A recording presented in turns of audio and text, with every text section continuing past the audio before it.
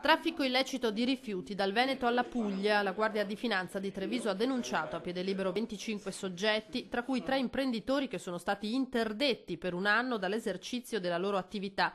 Si tratta di un broker 55enne di Mogliano, di un 62enne foggiano e di una 37enne di origini romene, sequestrati in via preventiva 3 siti di stoccaggio non autorizzati, 2 nel Veneziano, a Marghera e Malcontenta, 1 a Casalvecchio di Puglia. Quindi il risultato di cui andiamo a parlare oggi, e cioè un traffico illecito di rifiuti speciali non pericolosi,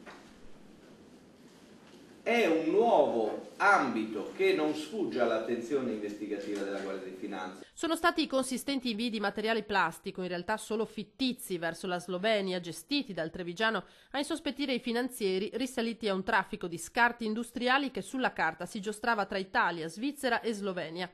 Ma in pratica i rifiuti venivano stoccati in siti non autorizzati tra Veneto e Puglia, privi di garanzie, dove non erano mappati, per poi essere rivenduti a prezzi concorrenziali. 16.000 tonnellate, il tutto eludendo il fisco per 6 milioni di euro e la cosiddetta ecotassa per circa 90.000 euro. Sicuramente la società in provincia di Treviso, che è stata attenzionata durante l'attività di indagine, può essere considerata il vero fulcro dell'attività illecita di una vera e propria associazione criminale.